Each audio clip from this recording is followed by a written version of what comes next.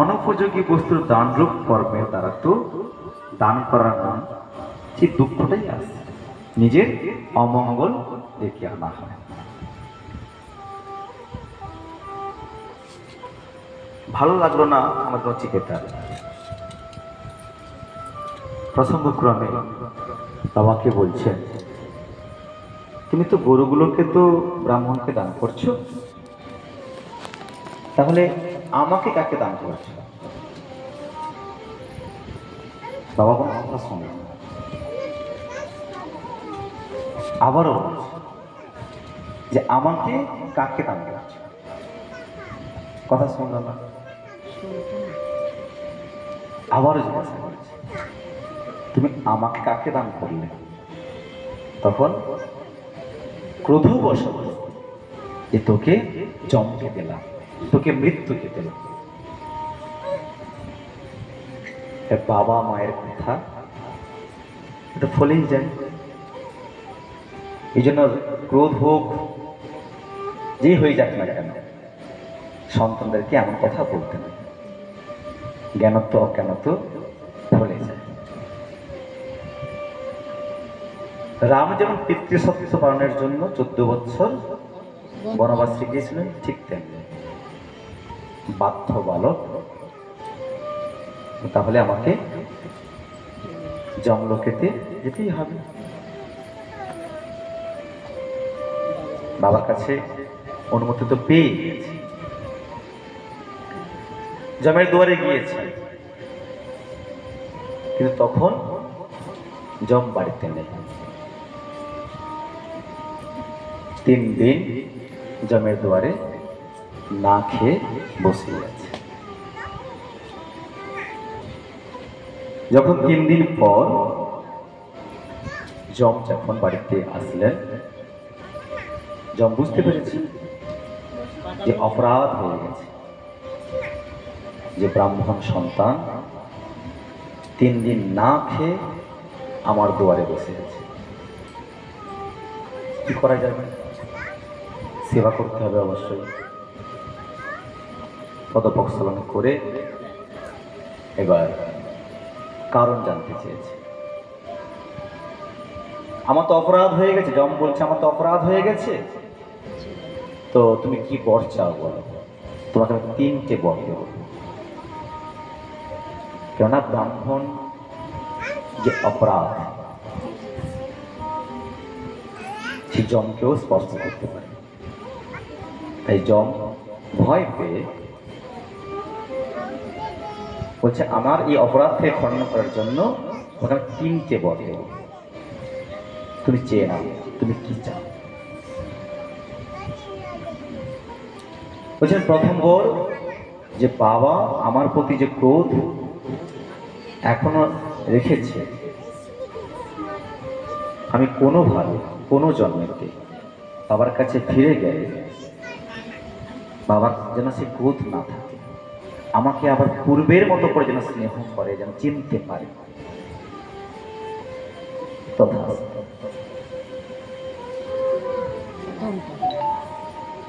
প্রথম বর। দ্বিতীয় বরে জানতে চেয়েছে অগ্নিবিদ্যার কথা। অগ্নিকে বলা হয় পরম ব্রহ্মের আর এক স্বরূপ। অগ্নি, বায়ু, ইন্দ্র। পরম ব্রহ্মকে জেনেছে এই 3 জন ব্যক্তি, তাদের মধ্যে ইন্দ্র প্রথম জেনেছে পরম ব্রহ্ম কি জিনিস। 3 দেবতা অগ্নি, বরুণ, ইন্দ্রদেব। অগ্নি এবং বরুণকে সাক্ষাতে দেখা দিয়েছে অন্য রূপে। ব্রহ্ম তো নিরাকার না সাকার? ব্রহ্ম নিরাকার, তো নিরাকারকে দেখা যাবে না। বরুণ আর অগ্নি, প্রথমে অগ্নি পরে বরুণ, যক্ষ রূপে দেখা দিয়েছে, কথাও হয়েছে। আর ইন্দ্র একটু চালাক মনোভাব রয়েছে, এই জন্য দেবরাজ ইন্দ্র তাকে বলা হয়, একটু চতুর আছে, সেটা পরম ব্রহ্ম বুঝতে পেরেছেন। এই জন্য সাক্ষাতে দেখা হয়নি, কথা শোনা হয়নি, কিন্তু হৈমবতী অর্থাৎ আসছে যে মা, উমা মায়ের মাধ্যম দিয়ে পরম ব্রহ্মকে প্রথম জানতে পেরেছিলেন। অগ্নি এবং বায়ু সাক্ষাৎ করেছে অন্য রূপে, যক্ষ রূপে সাক্ষাৎ করেছে। আর পরম ব্রহ্ম কি জানতে পেরেছে প্রথম ইন্দ্র, উমা মায়ের সহযোগিতাতে। এই অগ্নিবিদ্যার গোপনীয়তা জানতে পারলেন আমাদের নচিকেতা। এই বিদ্যা অত্যন্ত গূঢ়। আমাদের এই জড়দেহ, এই চক্ষু কর্ণ নাসিকা দিয়ে, এই ইন্দ্র দিয়ে বোঝার কোনো উপায় নেই। শুধু হয়তো আমরা একটু মহামন্ত্র, নাম, একটু গান এগুলো করতে পারি, কিন্তু ব্রহ্ম কি জিনিস তৃতীয় বর জানতে চেয়েছিল যে আমার ব্রহ্মকে জানতে চাই। যখন বলছেন যে এ তো দেবতাদেরও অতীত, দেবতারাও বুঝতে পারে যে ব্রহ্ম কি জিনিস, তখন জোর করেই বলছি হ্যাঁ, দেবতারা যখন বুঝতে পারেন নিশ্চয়ই কিছু মূল্য আছে, ভ্যালু আছে, আমাকে ওটাই বলতে হবে। আর জমের সমস্ত কিছুই জানা। তখন আমাদের এবার কিছু লোভনীয় বস্তু দান করার ইচ্ছা প্রকাশ করলেন আমাদের যমরাজ। কাকে? নচিকেতাকে। সুন্দর সুন্দর ঘোড়া, রাজ্য, রাজধানী এবং অপ্সরাদের মতো নারী। বলছে কি হবে এই সমস্ত কিছু? এর কোনো না কোনো একদিন সম্পত্তি, এর ক্ষয় হবে নিশ্চিত, তাই তো নাকি? জায়গা, জমি, সম্পত্তি,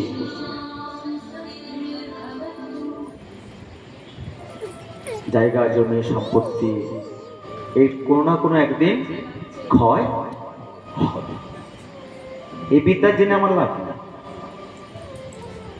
অনেক প্রলোভন দেখানোর পরেও উপযুক্ত পাত্র হতে হয়। আমরা গীতায় পড়েছি না, শুনেছি না, যে ব্রহ্ম বিদ্যা লাভের জন্য আগে সে পাত্র তৈরি হতে হয়, তাই না? পাত্র না হলে অপাত্রে দান করা হয়েছে। ছিদ্র পাত্রে যতই আমরা মূল্যবান কিছু দেই না কেন, সে ছিদ্র দিয়ে গলে যাবে, চালনে দিয়ে বেরিয়ে যাবে। তো সেই ব্রহ্মকে জানার জন্য উপযুক্ত ব্যক্তিত্ব তৈরি করতে হয়। অনেক পরীক্ষা দিতে হয়েছে। কাকে? নচিকেতাকে। বলেছেন রথ, হাতি, ঘোড়া, সুন্দরী নারী এবং তাদের নাচ গান আপনার কাছেই থাকবে, দরকার নেই। আপনি তো জানেন ধনের দ্বারা মানুষ তৃপ্ত হয় না। অর্থ কখনো জীবনে মধুরতা আনতে পারে না। কত করে পই পই করে প্রত্যেকটা ক্লাসে বলে থাকি, নাহলে চলবে কি করে? দুটো পথ, শুধু অভিনয় করে যাচ্ছি আমরা। এই কথাগুলো আমাদের কথা নয়। এই গুরুকুলমে শিক্ষার মাধ্যম দিয়ে যাকে আমরা ভগবানের আসনে বসিয়েছি, ভগবান শ্রীকৃষ্ণ, রামচন্দ্র, তারা এই শিক্ষায় শিক্ষিত হয়েছিলেন, তাই তারা মালিক হতে পেরেছেন। আর আমরা চিরকালের মতো কর্মচারী কর্মচারী কর্মচারী। কিন্তু ভগবান এটা চায় না যে তোমরা প্রত্যেকেই মালিক হও। তোমরা প্রত্যেকেই মালিক হও বারবার করে বলেছেন এই গ্রন্থের মাধ্যম দিয়ে। কারণ যে মন্দিরেতে ভগবান থাকে না, আর যত যত বড় বড় মন্দির হবে সেখান থেকে ভগবান অ্যাবসেন্ট থাকে না। ভগবান থাকেন প্রত্যেকটা জীবের অন্তঃস্থ। আমরা সবাই জানি কিন্তু ভুলে যাই। সেই জায়গায় আমার কথাগুলো বলা। ভগবান পই পই পই পই করে বলেছে যে তোমরা বৃথা ছুটছ, সময় নষ্ট, অর্থ নষ্ট, নিজের মানসিকতাকে নিজে নষ্ট করছো। যদি প্রত্যেকটা খুঁটে খুঁটে পড়তে পারতাম তাহলে আমরা একটু বুঝতে পারতাম মন্ত্র সহকারে। কারণ এই মুখের কথার কোনো মূল্য নেই। ও উনি তো 1 ঘন্টা আসছেন, কিছু কথা বলবেন, এগুলো বলতেই হয়। আমার কিন্তু সেই উদ্দেশ্য একদম নেই, একেবারে। এই গ্রন্থটি যদি পারতাম একটা একটা করে লাইন আমি গল্প করতে পারতাম, কিন্তু কেন বইটা খুলে বসে আছি আর ভালো করে জানি ওই গল্প শুনতে ভালোবাসি। ওই বইয়ের কথা বইয়েই থাক, একটু গল্প শুনে দাও, আমরা চলে যাই।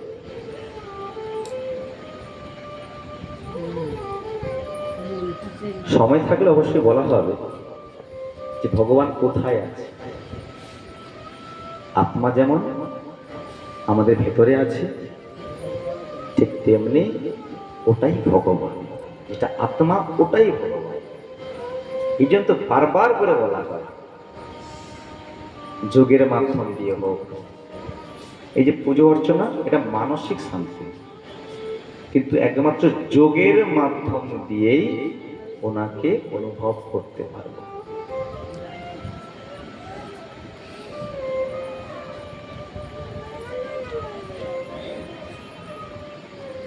ধনের দ্বারা মানুষ তৃপ্ত হয় না। আগুনে ঘি ঢাললে যেমন আগুন আরো তেজে দাও দাও করে জ্বলে ওঠে, সেই রকম ধন ও ভোগের প্রাপ্তিতে ভোগ বাসনা আরো তীব্রভাবে বৃদ্ধি পায়। এই জন্য তো আরো আরো আরো দাও, আরো দাও। কামনা বাসনাতে ঘি দেওয়া হয়েছে, আরো আমাদের চাহিদা দাও দাও করে জ্বলছে। তৃপ্তি কোথায় জিজ্ঞাসা করছে? সেখানে তো দিন রাত শুধু অপূর্ণতা। এই যে আরো দাও, ফলে সর্বদাই জ্বলে মরতে হয়। কাজেই ওইরূপ দুঃখদায়ক ধন এবং ভোগ কোনো বুদ্ধিমান ব্যক্তি চাইতে পারে না। যারা বুদ্ধিমান ব্যক্তি ধনসম্পত্তি থেকে তারা দূরে থাকার চেষ্টা করে। আর আমরা মনে করি যে ধনসম্পত্তিকে আগলে রাখবে তারাই তত বুদ্ধিমান, তাই তো নাকি? আমরা উল্টো জগতের মানুষ, উল্টো রাজার উল্টো দেশ আমরা থাকি। আমরা জানি ভোগেতে শান্তি আসে না, ত্যাগেই শান্তি, কিন্তু আমরা ভোগ করতে বড় ভালোবাসি। এগুলো হচ্ছে আমরা ন্যাকামি করি, হাজারো বললেও শুনবো না। সময় নষ্ট, অর্থ নষ্ট, আর কি?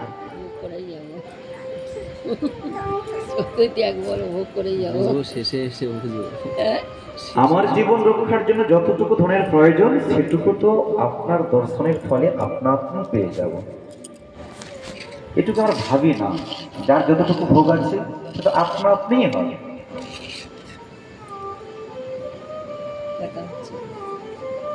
কিন্তু তবু আমরা বেশি চাই। 2 প্রকার লাভ হয়, একটা শ্রেয়, একটা প্রিয়। আমরা কোনটাকে পেতে ভালোবাসি? 2 প্রকারের লাভ হয়, একটা শ্রেয়, একটা প্রিয়।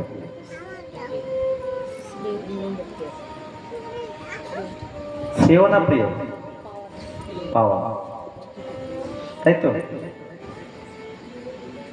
কোনটাকে পেতে চাই? কনফিউজ না, কোনটা বললে ভালো? যেটা আমরা করি সেটাই তো বলা উচিত। নাটক করে লাভ, এমনি নাটক করতে নাটকের ভিতরে নাটক, নাটক করে লাভ কিছু নেই।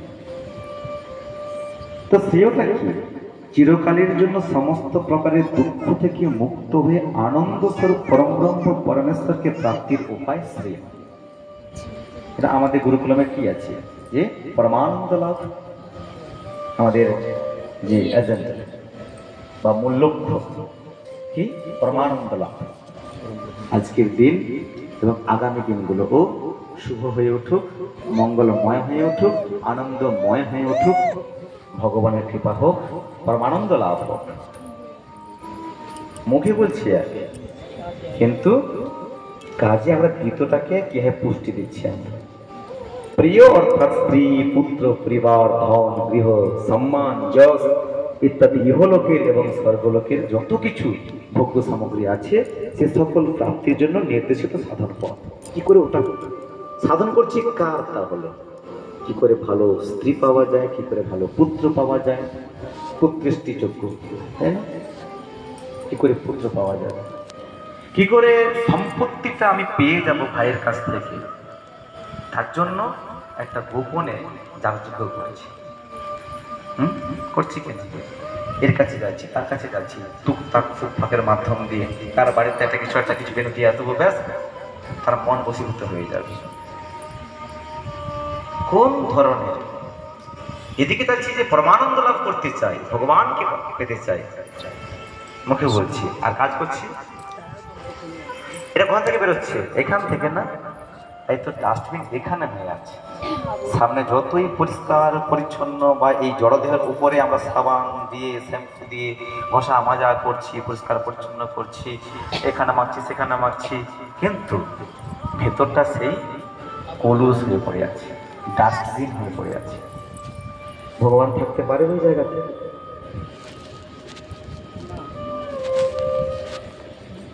আমরা বাইরে যাই করি না কেন ভেতরটাকে পরিষ্কার করতে হবে প্রথমে, তাই না? এই জন্য যখন জড় দেহ, নিথর দেহ চিরতরে ঘুমিয়ে গেছে, সেই দেহ তাকে বাড়ির থেকে ভেতর থেকে টেনে বের করে দেওয়ার জন্য চেষ্টা করি আমরা, বেশিক্ষণ রাখা যাবে না। রক্ত শুধু ওই যে পচে পচে নষ্ট গন্ধ বেরোবে, এবার পোকায় ধরে কুড়ে খাবে, তাই না? কোন আত্মীয় আসবে, ফোন করছে, যাচ্ছি, একটু ব্যস্ত হয়ে পড়ছে, কি করে বডিটাকে ভেতর থেকে বাইরে করতে দেওয়া হয়, ব্যস্ত হয়ে পড়ছে।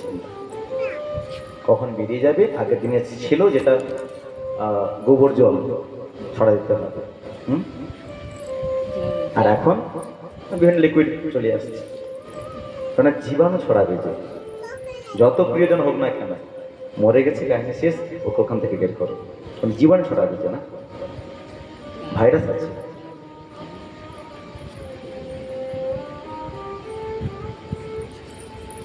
তাহলে আমরা মুখে যাচ্ছি যে ভগবান প্রাপ্তি, আর কাজ করছি অর্থ প্রাপ্তির জন্য, সাধনা করছি, জপ করছি। কি করে আজকে 500 টাকার জায়গায় কি করে 1000 টাকা ইনকাম হবে, আচ্ছা কালকে তো কি করে 1000 জায়গা ডবল হবে, কি করে ওর দোকানটা আমি কিনে নিতে পারবো, কি করে ওর বাড়িটা আমি কিনে নিতে পারবো, কাছাকাছি হিংসা চলছে, কি করে ওর জায়গাটাকে আমি বাড়ি নিতে পারবো। তাহলে সাধনা কার করা উচিত, কার করছে সাধনা?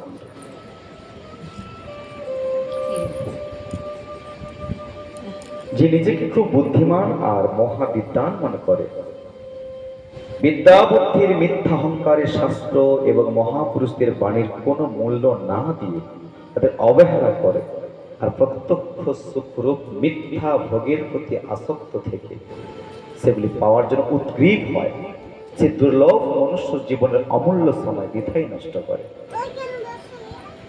তাই না? চাচ্ছি এক, করছি আর এক, সময় নষ্ট। এখানে একই জিনিস, 1 ঘন্টা সময় নষ্ট। সত্যি যদি আমার অর্থের চাওয়া থাকে, অর্থ থেকে তৃপ্তি হয় না, অর্থ তো প্রয়োজন আছে, আমি মুখে বলছি, অর্থের জন্য আমি কাজ করি, সেই কাজটাই করি, যেখান থেকে আমি অর্থ পাবো, কিন্তু এখান থেকে আমি অর্থ পাবো কি করে? এখানে সময় নষ্ট করার দরকার নেই।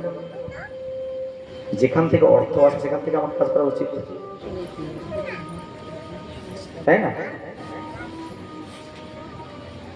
আমার এই জায়গা থেকে এখানে বসছি কেন? এটা ভগবানকে অনুভব করার জন্যই বসা, কিন্তু আমার মনের মূল লক্ষ্য অর্থ।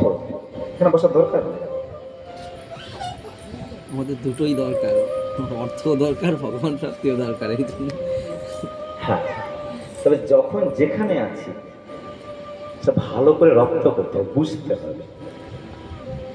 তাই তো যখন কাজ করছি ভগবানের নাম করছি, যখন কাজ হয়ে যাচ্ছে তখন দু হাত দিয়ে আমরা হাত তালি দিয়ে ভগবানের নাম সংকীর্তন করছি।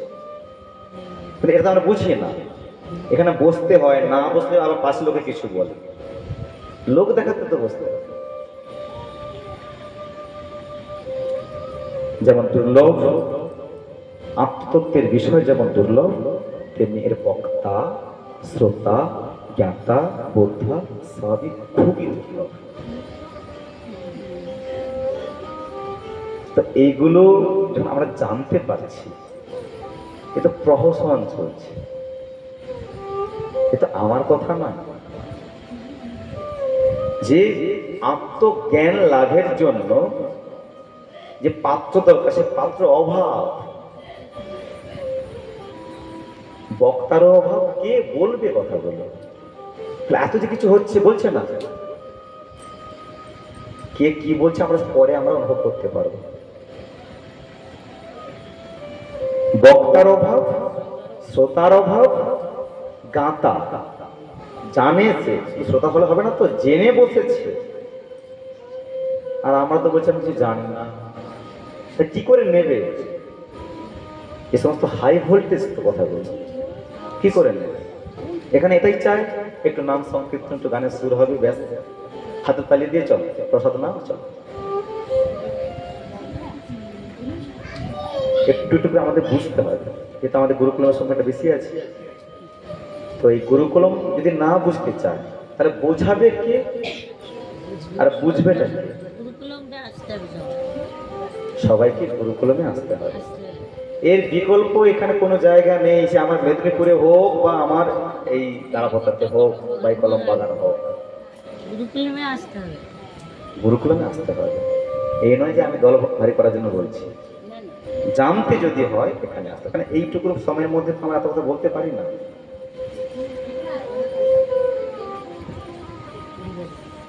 তো প্রসঙ্গকে আসি।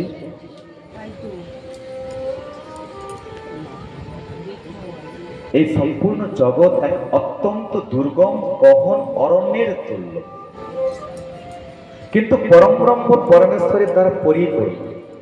সেই সর্বব্যাপী সর্বত্র সকল পদার্থ অনুপ্রবিষ্ট, সকলের হৃদয়ের গুহায় তিনি নিত্য বাস করেন। সংস্কৃত তো বলতেই হয়, তম দুর্দশং গুণমনো প্রবিষ্টম গুহাহিহিতম গহরেষ্টং পুরাণম অধ্যাত্ময়োগাধিগমেন দেবম মত্বা ধীরো হর্ষশোকো জহতি। সকলের হৃদয়রূপ গুহায় তিনি নিত্য বাস করেন। কোথায় আছেন তিনি? সেই ব্রহ্ম, যাকে আমরা দেখতে পাই না। কিছুক্ষণ আগে বললাম, আত্মাকে আমরা দেখতে পাই না, ব্রহ্মকেও আমরা দেখতে পাই না, অনুভব করতে পারি। তা কোথায় অনুভব করব? কোন স্থানে? কলম বাগানের মাঠে বা বাজারের? বিবেকানন্দ জিজ্ঞাসা করছে, ভগবান দেখেছো? ভগবান দেখেছো? ভগবান দেখেছো? জানেন না বলে তো জিজ্ঞাসা করছে, কে দেখেছে? কে দেখেছে? সকলের হৃদয়ের গুহায় তিনি নিত্য বাস করেন। তিনি নিত্য সঙ্গে থাকলেও মানুষ তাকে দেখতে পায় না। আমার সঙ্গে আছে কিন্তু আমি দেখতে পাচ্ছি না। তাই তো কবি বলেছেন, আমার হিয়ার মাঝে লুকিয়ে আছে, দেখতে আমি পাই। কারণ তিনি নিজের মায়ার দ্বারা আবৃত, কাজে অতিশয় গোপনীয়। তার দর্শন সুদুর্লভ। কার দর্শন? সেই পরম ব্রহ্মের। তাহলে আমরা এটুকু তো জানতে পারলাম যে আমাদের হৃদয়েই তিনি বিরাজ করছেন, আর আমরা শুধু খুঁজে মরছি তিনি কোথায়। হে ভগবান, যে শুদ্ধ বুদ্ধি সাধক নিজ মন বুদ্ধি নিত্য নিরন্তর তারই চিন্তায় ব্যাপৃত থাকে, তাহলে কোথাও যাওয়া লাগবে কি? শুধু নিজেকে জাগাতে হবে।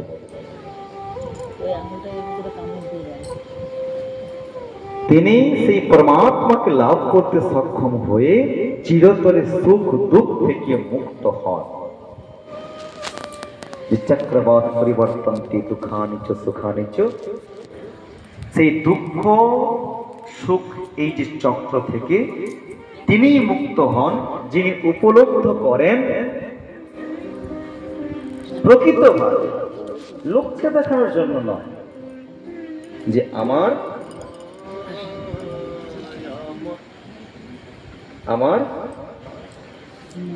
অন্তরে ভগবান আছে।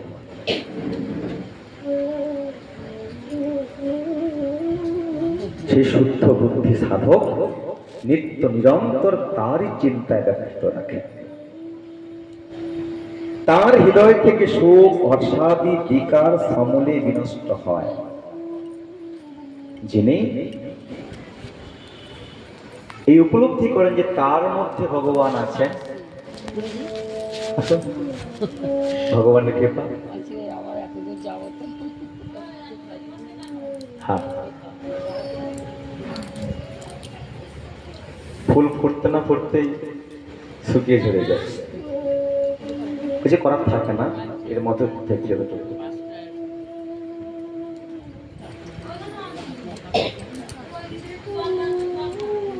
এই আধ্যাত্ম বিষয়ক ধর্মীয় উপদেশ সর্বাগ্রে একজন অনুভবী জ্ঞানী মহাপুরুষের মুখ থেকে অত্যন্ত শ্রদ্ধার সঙ্গে শুনতে হয়, আর শুনে তার মনন করতে হয়। শুধু শুনলে হয় না, বাড়িতে গিয়ে একটু মনন করবেন। জেনে গেলাম তো যে ভগবান অন্য কোথাও নাই, ভগবান আমাদের মধ্যে আছে, সে অন্তরে আমাদের মধ্যেই আছে।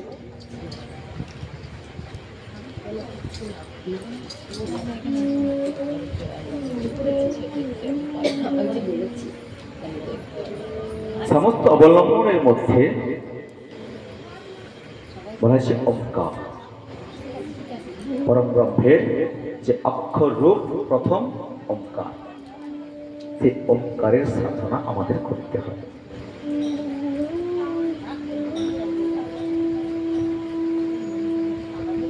মানুষকে আত্মশক্তি অনুভব করে তার দ্বারা বুদ্ধি আদি সমস্তকে নিয়ন্ত্রণ করতে হবে। শেষে বলতে হচ্ছে কিছু করার নেই, নিজেকে নিয়ন্ত্রণ করতে হবে। আমাদের যে একাদশ ইন্দ্রিয়, এই একাদশ যে ইন্দ্রিয় আমাদের দুঃখের কারণ। একাদশ রুদ্রও বলা হয়, যা আমাদেরকে রোদন করায়। চক্ষু, কর্ণ, নাসিকা, জিহ্বা, ত্বক, পাঁচটা, আর পাক, পাদ, পানি, বায়ু, উপস্থ, 10, আর এক মন। এই 11, এই একাদশ ইন্দ্রিয়কে আমাদেরকে সংযত করতে হবে। অর্থাৎ আত্মজ্ঞান লাভ করব কিভাবে, ভেতরতে উনি আছেন, ওনাকে জানবো কিভাবে, এগুলো তার পথ। এই পথগুলোকে সংযত করতে হবে, যার দ্বারা ওনাকে জানতে চাচ্ছি, কিন্তু আমরা বিপথে চলে যাচ্ছি।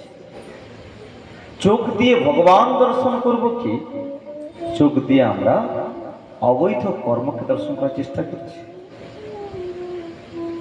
তাই তো?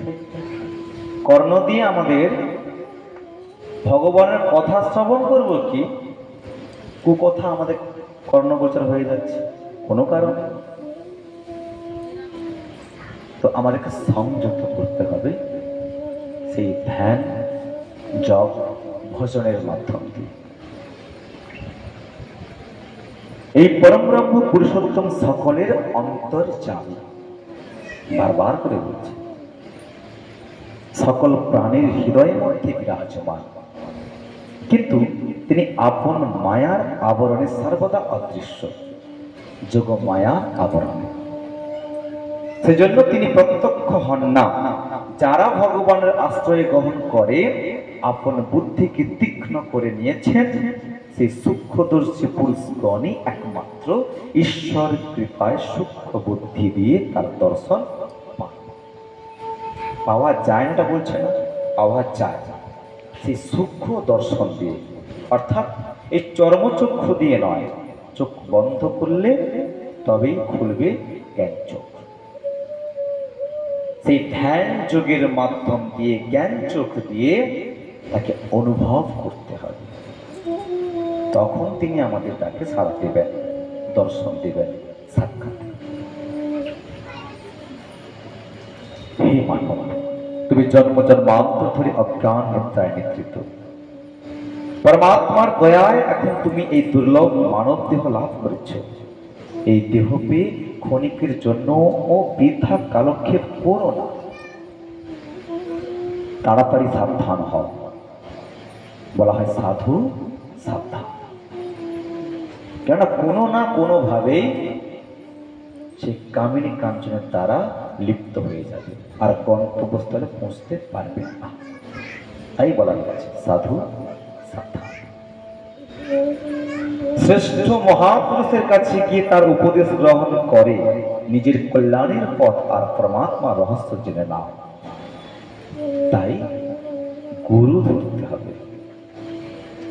গুরু কুলে যেমন আসতে হবে জানার জন্য, বিস্তারিত জানার জন্য, আত্মজ্ঞান লাভের জন্য, এর দ্বিতীয় কোনো পথ নাই। একটু সুখ বা শান্তি যে পাওয়ার পথ একমাত্র গুরুকুল এবং গুরু ধরতে হবে। কারণ গু অর্থাৎ অন্ধকার থেকে যিনি রু আলোর পথ দেখান, তাই না? তিনি করতে হতে পারে একটা পিঁপড়ে, তার কাছ থেকেও শিক্ষা পাওয়া যায়। পায়রা, কাক, অজগর, 18 রকমের গুরুদেব রয়েছে ভাগবতের পরিভাষা। আমরা যার কাছ থেকে শিক্ষা পাই সে আমার গুরুদেব। তাড়াতাড়ি সাবধান হও, কালক্ষেপ করতে বারণ করেছে। যখন আমরা ভালো বলছি মুখে যে গুরুকুলম তো ভালো, দেরি করছি কেন? তাহলে মুখে যদি ভালোইটা বললাম, তার দেরি করছি কেন? দিনক্ষণ দেখছি, পঞ্জিকা দেখছি, শুভ মুহূর্ত দেখছি, আজ নয় কাল, কাল নয় ওই দিনটা যাবো। আমি শ্রেষ্ঠ মহাপুরুষের কাছে গিয়ে তার উপদেশ গ্রহণ করে নিজের কল্যাণের পথ আরো পরমাত্মা রহস্য জেনে নাও।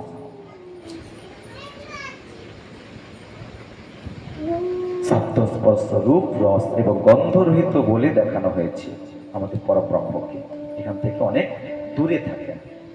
আমরা গন্ধে ছুটে যাই তো, কিন্তু ওখানে নাই কেন।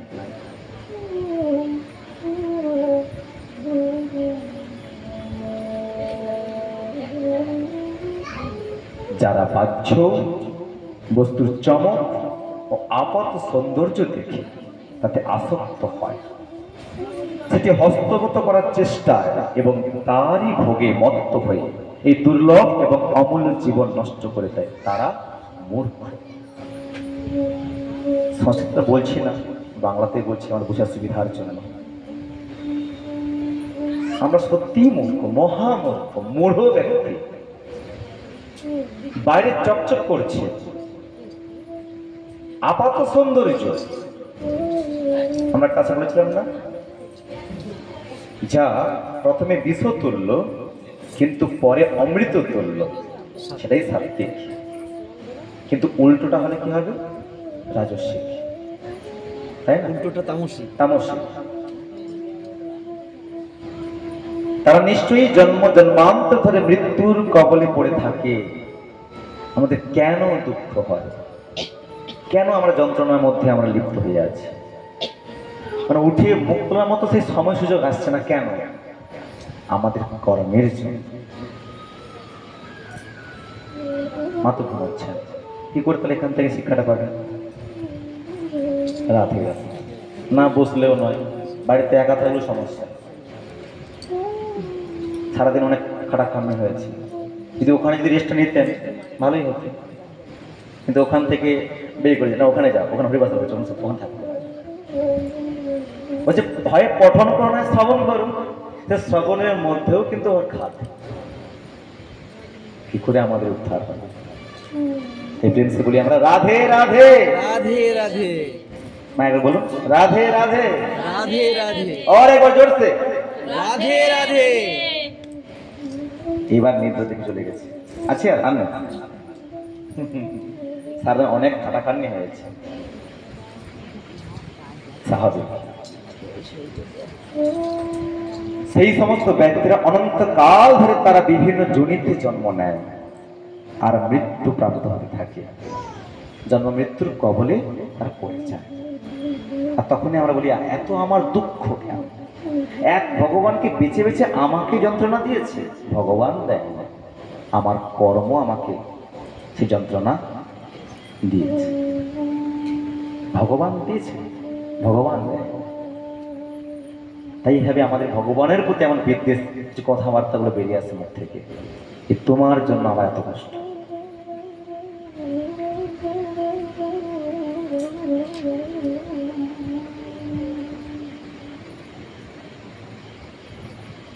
যারা বুদ্ধিমান ব্যক্তি কোনোদিন কোনো কারণে কিঞ্চিত মাত্র ও দুঃখ শোক অনুভব করেন না, তারা তো চান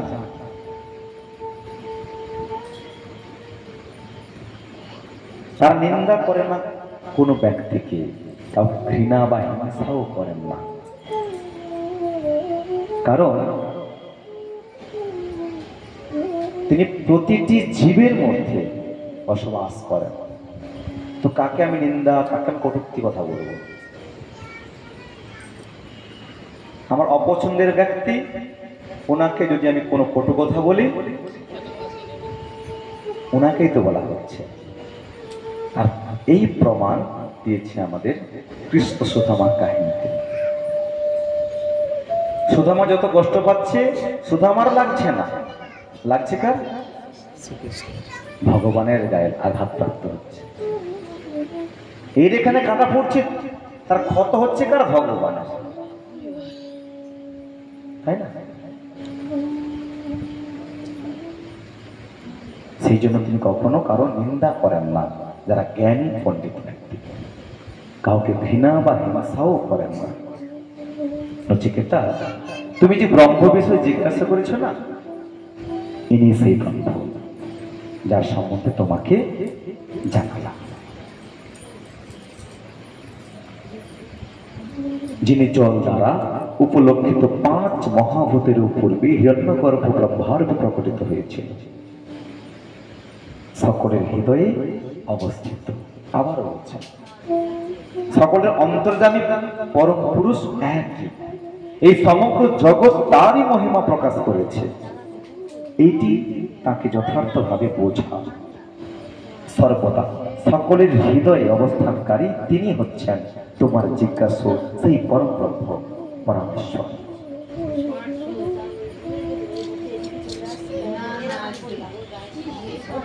তিনি আবার পরমেশ্বর পুরুষ রূপে, তিনি আবার দেবী রূপেও আছেন অদিতি।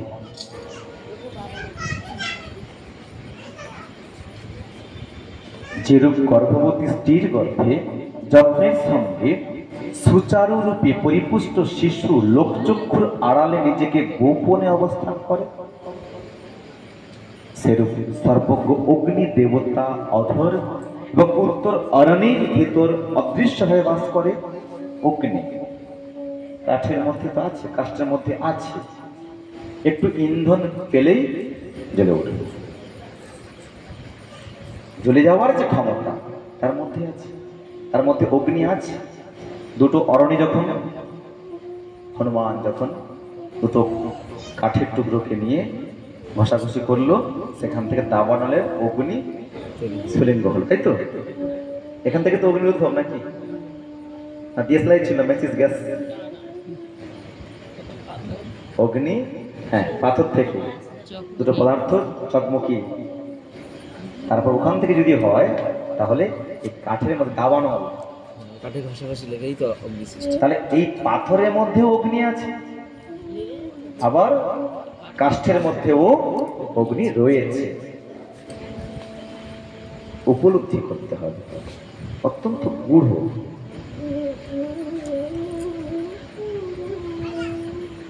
অদৃশ্য হয়ে বাস করে অগ্নিবিদ্যার গাঁথা, শ্রদ্ধাশীল, যত্নবান, সতর্ক ও সমস্ত প্রয়োজনীয় যোগ্য সামগ্রী সম্পন্ন মনুষ্যগণ প্রতিদিন তার স্তব এবং সমাদর করে থাকেন।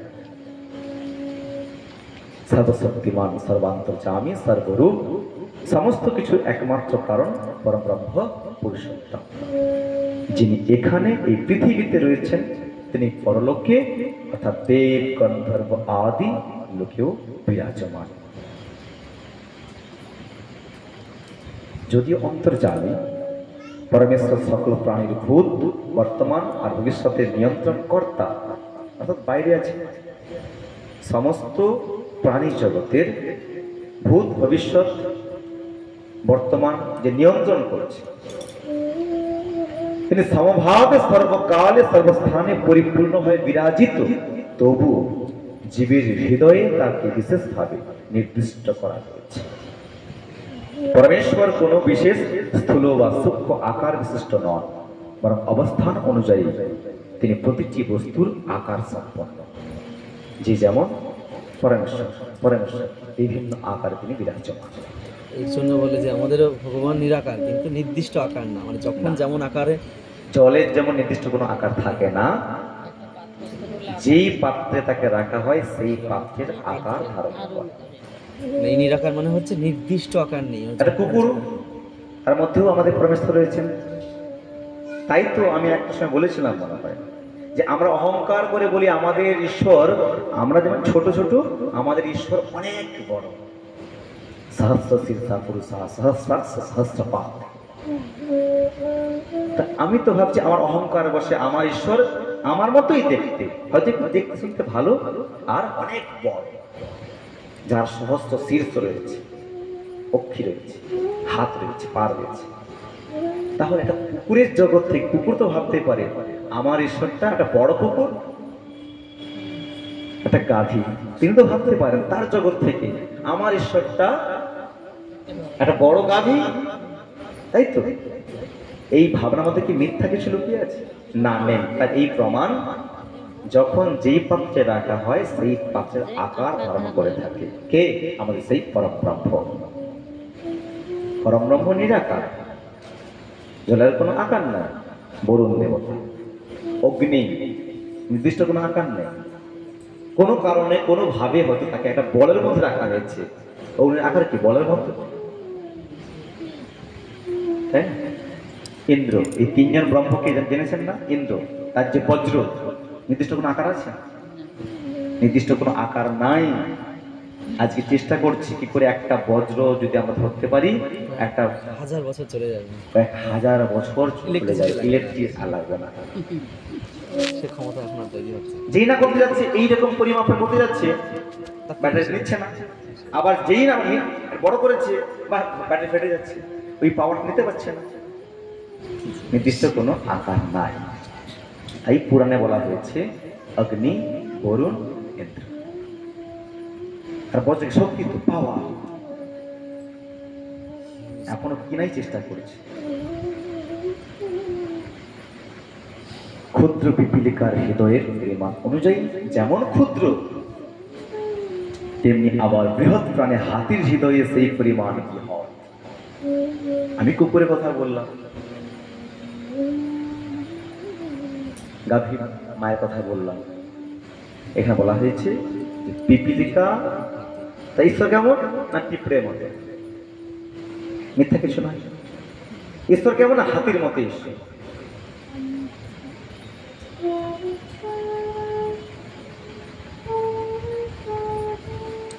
পরমাত্মা থেকে উদ্ভূত বিভিন্ন স্বভাব বিশিষ্ট দেবতা, অসুর, গন্ধর্ব আদিকে যেসব ব্যক্তি পরমাত্মা থেকে আলাদা মনে করে তাদের পূজা উপাসনা আদি করে, তাদেরও ওই ছড়ানো গড়ানো জলের মধ্যে বিভিন্ন দেব, অসুর ইত্যাদি নানা লোকে বিভিন্ন প্রজাতিতে গমনাগমন করতে হয়। তাদের আর ব্রহ্মপ্রাপ্তির কোনো সম্ভাবনা থাকে না। যারা আমরা পরম ব্রহ্মকে না বুঝে বিভিন্ন দেবতার পূজা করছি, তাদের কোনো দিক বা নির্দিষ্ট লক্ষ্য থাকে না, শুধু সময় নষ্ট। তাই এদিক থেকে বলা হয়, যদি আমি মানুষের সেবা করি, সেই সেবার মাধ্যম দিয়েও কিন্তু ভগবানকে সেবা করা যায়। তাই তো বলেছেন জীব সেবাই শিব সেবা।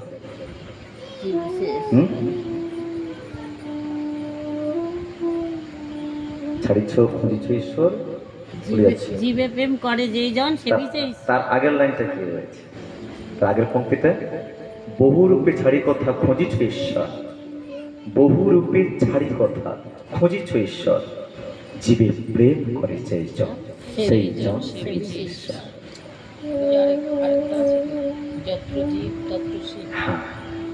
সংস্কৃতে বলা হয়েছে জীব সেবাই শিব সেবা, যত্র জীব তত্র শিব, রামকৃষ্ণের কথা এই জায়গা থেকেই বলা হয়েছে। আমরা তো বুঝি না ব্রহ্ম কি জিনিস, এখান থেকে পুরাণে বলা হয়েছে তুমি জীব সেবা করো, জীব সেবার মাধ্যম দিয়ে শিব সেবা হয়। আর বেশি এগোবো না, বিশ্রামের জায়গায় আমাদেরকে যেতে হবে। ছেড়ে দেবো না, ভালো লাগে, ছাড়তে তো হবে। ভুলে গেল।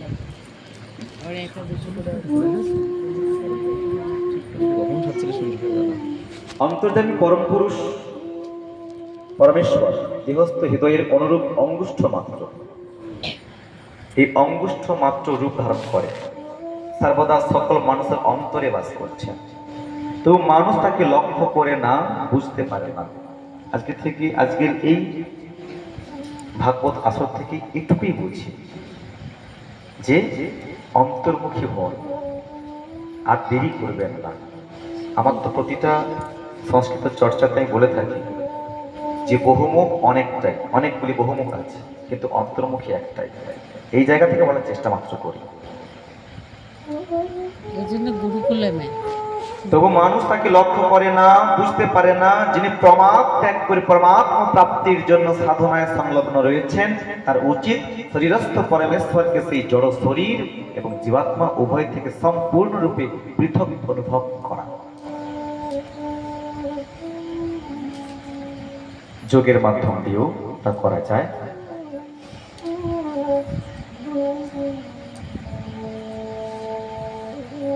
এইভাবে যমরাজ কর্তৃক উপদিষ্ট সমস্ত উপদেশ শ্রদ্ধাপূর্বক শোনার পর নচিকেতার যমরাজ কথিত সম্পূর্ণ আত্মবিদ্যা এবং যোগ সাধনার বিধি সকল জ্ঞাত হয়ে জন্ম মৃত্যুর বন্ধন থেকে মুক্ত এবং সর্বপ্রকার বিকার শূন্য হয়ে পরব্রহ্ম পরমেশ্বরকে লাভ করলেন। অন্য সাধকগণ হোক, যারা এই আধ্যাত্ম বিদ্যাকে এইভাবে সম্পূর্ণরূপে জ্ঞাত হয়ে শ্রদ্ধাপূর্বক ধারণ করতে পারবে, তারাও নচিকেতার মতো সমস্ত রকমের বিকার তথা জন্ম মৃত্যুর হাত থেকে মুক্ত হয়ে পরব্রহ্মকে লাভ করতে সমর্থ হবে। ওম সহনা ভবতু সহনা ভুনক্তু সহ বীর্যং করবাবহৈ তেজস্বিনাবধিতমস্তু মা বিদ্বিষাবহৈ।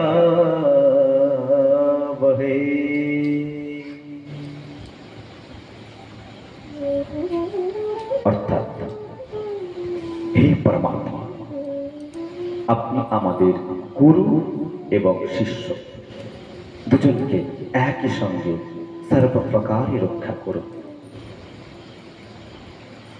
শিষ্য যদি প্রশ্ন না করে, গুরুদেব বোবা, একটা কথা মুখ থেকে বেরোবে না। এই পৃথিবী কেমন সৃষ্টি হয়েছে, আমাদের ধর্মগ্রন্থে এই জিজ্ঞাসা করার অধিকার দিয়েছে। জিজ্ঞাসা না করলে বিদ্যাটা বাড়বে কি করে, তাই না? গুরু ঘাটালে বিদ্যা বাড়ে, জ্ঞান বৃদ্ধি হয়। অর্জুন তাই প্রশ্ন করেছেন, ভগবান তার উত্তর দিয়েছেন। অর্জুন এক অধ্যায় প্রশ্ন করেছেন, ভগবান 17টি অধ্যায় খরচ করেছেন। এভাবে গুরু এবং শিষ্য দুজনকে একই সঙ্গে সর্বপ্রকারে রক্ষা করুন। গুরু বলেন যে, হে প্রভু, আমি তোমার সঙ্গে আছি, তুমি আমাকে রক্ষা করো না। আমাদেরকে এই শিক্ষায় দেয়, সর্বে ভবন্তু সুখিনা সর্বে সন্তু নিরাময়া সর্বে ভদ্রাণি পশ্যন্তু মা কশ্চিৎ দুঃখভাগ ভবেৎ। আমাদের দুজনকে একই সঙ্গে সুচারু রূপে পরিপুষ্ট করুন। গুরু শিষ্য, যজমান পুরোহিত, তাই না? আমরা যেন উভয়ে, যজমান পুরোহিত, গুরু শিষ্য, জগৎগুরু, আমরা তার শিষ্য, আমরা যেন উভয় একসঙ্গে সমস্ত রকম শক্তি লাভ করতে পারি, তবেই তো জগতের মঙ্গল হয়। গুরু একা জানলে হবে না, শিষ্য একা জানলে হবে? দুজনকেই জানতে হবে। আমাদের উভয়ের পঠিত বিদ্যা তেজময় হোক বা সফল হোক, আমরা যেন কোথাও কারো কাছে পরাজিত না হই, আর আমরা সারা জীবন যেন পরস্পর ভালোবাসার সূত্রে আবদ্ধ থাকি। তাই আমাদের আরেক যে উদ্দেশ্য রয়েছে, যা কিছু দান করি তার মধ্যে লাভ থাকবে, ডিভোশন থাকবে, ভালোবাসা এবং ভক্তি থাকবে।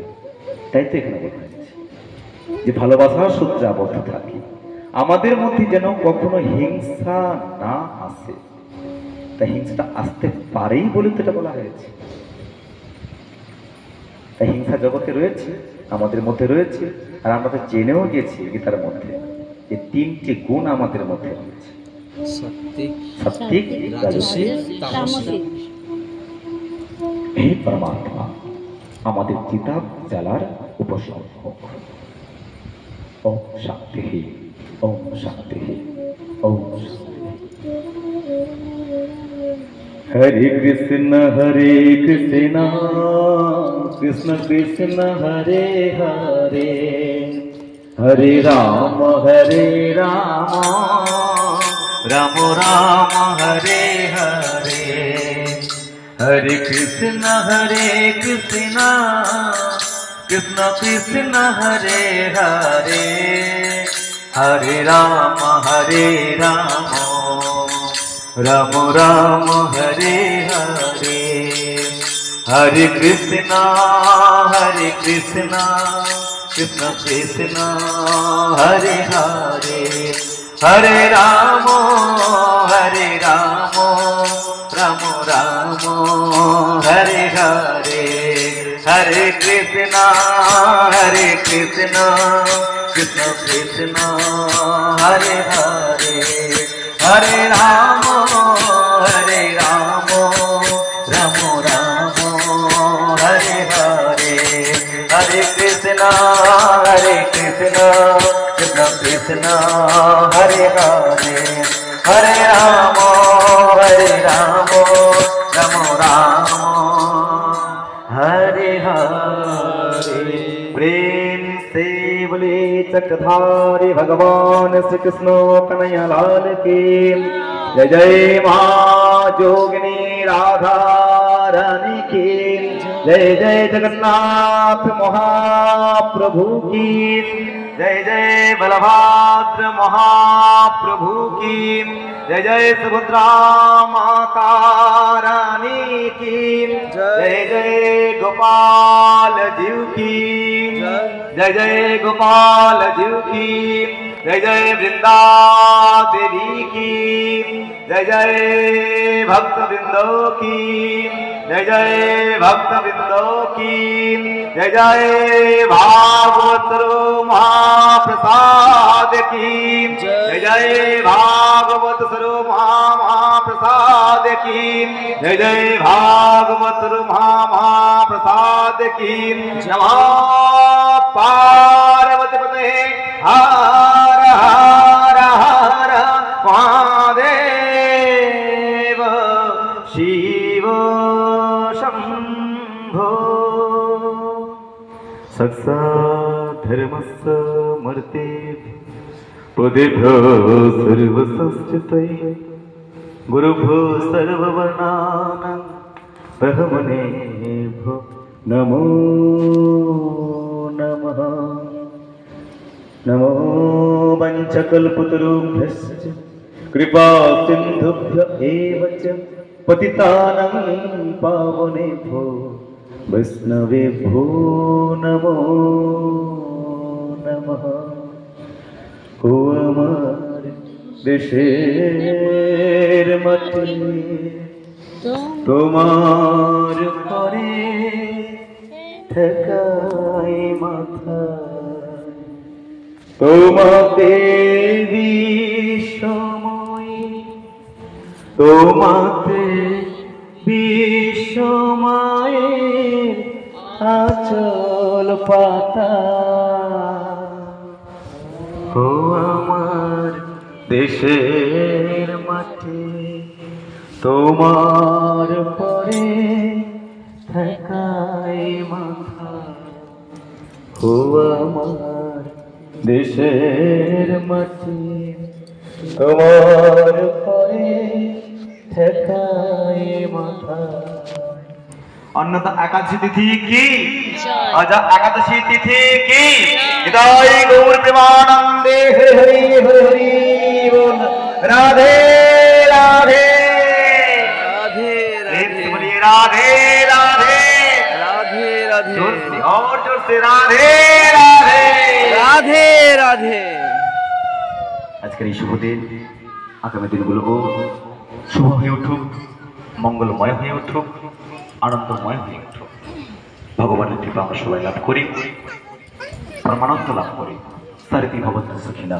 সর্বে সন্তু নিরাময়া সর্বে ভদ্রাণি পশ্যন্তু মা কশ্চিৎ দুঃখভাগ্ ভবেৎ ওম শান্তি ওম শান্তি ওম শান্তি জয় মা জয় মা জয় মা